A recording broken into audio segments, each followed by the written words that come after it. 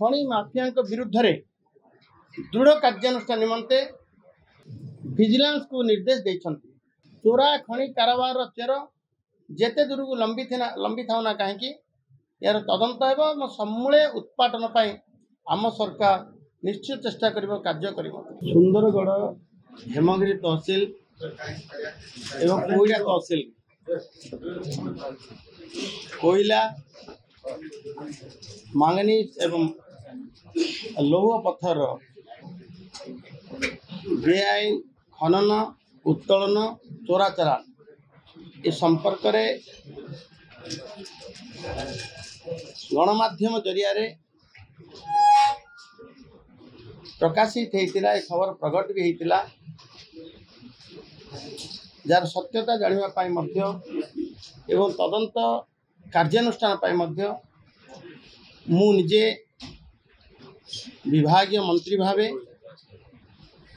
एवं मो सहित जंगल परिवेश मंत्री गणेश राम खुंटिया महोदय विभागीय अधिकारी मान सहित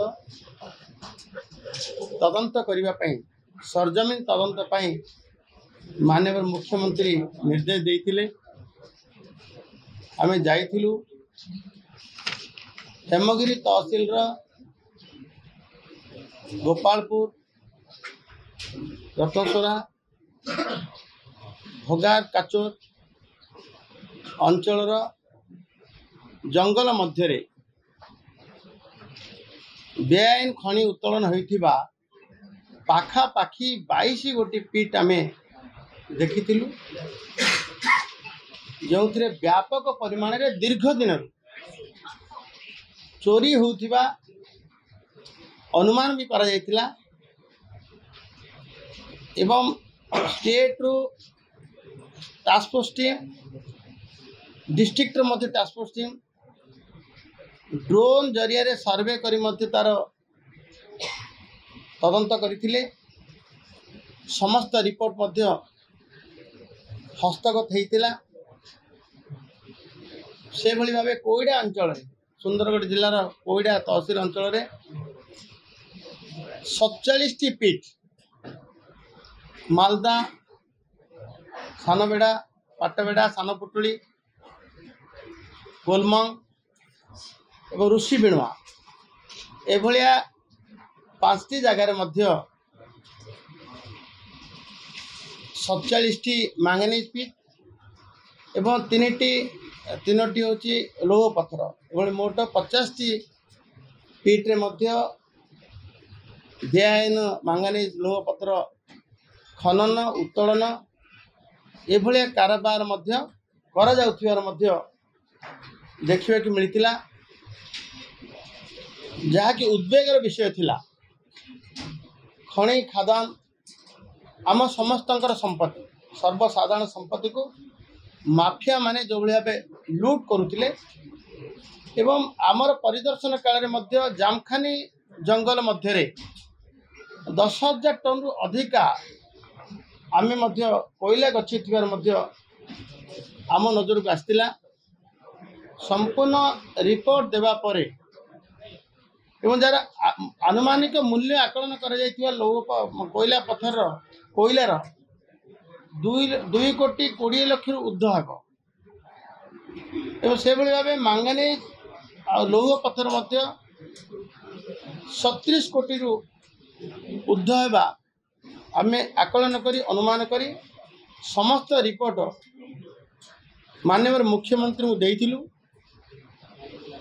ओडिशार जनप्रिय लोकंक मुख्यमंत्री श्रीयुक्त मोहन चरण माझी जे सबुबले दुर्नीति विरुद्ध रे खनि माफिया विरुद्ध रे एवं जाको जीरो सहनशीलता शून्य सहनशीलता कहा जाए दुर्नीति विरुद्ध रे तार पालन करी आसुछन्ति। से परिप्रेक्षी रे आउ पदे आगु जाई खनि माफिया विरुद्ध रे दृढ़ कार्यानुष्ठान निमंते यार तदंत एवं कार्यानुष्ठान निमंते विजिलेंस को निर्देश देइछन्ति। विजिलेंस विभाग एसआईटी मध्य गठन करछन्ति। तर सरजमीन तदंत हेबो कार्यानुष्ठान हेबो ଯେତେ ବଡ଼ ପ୍ରଭାବୀ ହୁଅନ୍ତୁ ନା କାହିଁକି ଦୁର୍ନୀତିର ଚେର ଚୋରା ଖଣି କାରବାରର ଚେର ଯେତେ ଦୂରକୁ ଲମ୍ବି ଥାଉ ନା କାହିଁକି ଏହାର ତଦନ୍ତ ହେବ ଏବଂ ସମୂଳେ ଉତ୍ପାଟନ ପାଇଁ ଆମ ସରକାର ନିଶ୍ଚିତ ଚେଷ୍ଟା କରିବ କାର୍ଯ୍ୟ କରିବ। ମୁଖ୍ୟମନ୍ତ୍ରୀଙ୍କର ଆଭିମୁଖ୍ୟ କଡ଼ା ଆଭିମୁଖ୍ୟ ସେ ସବୁବେଳେ କହୁଥିଲେ ଗତ ପ୍ରତିଷ୍ଠା ଦିବସ ଓଏମସିର ସେଠି କହିଲେ ତାଙ୍କର ଖଣି ଅଞ୍ଚଳର ଭାଷା ଖଣି ଚୋରା ଖଣିକୁ ଡୋକ ଚୋରା ଖଣିଜ ଇଏର ଡୋକ ତାଙ୍କର ଆଞ୍ଚଳିକ ଭାଷା ଡୋକକୁ ରୋକାଯିବ ଏକଥା ମଧ୍ୟ କହିଥିଲେ। ଏବେ ଖାଲି କହିନାହାନ୍ତି କାମରେ ଲଗେଇବା ପାଇଁ ୟାକୁ ଏ ତଦନ୍ତ ପ୍ରକ୍ରିୟାକୁ ଅଧିକ କ୍ରିୟାଶୀଳ କରିବା କାର୍ଯ୍ୟାନୁଷ୍ଠାନ ନେବା ସପକ୍ଷରେ ଏକ ବାତାବରଣ ସୃଷ୍ଟି ହେବା ଓଡ଼ିଶାରେ ତେଣୁ ତାକୁ ଭିଜିଲାନ୍ସ ବିଭାଗକୁ ଦେଇଛନ୍ତି ଏବଂ ଭିଜିଲାନ୍ସ ବିଭାଗ ତଦନ୍ତ କରିବ।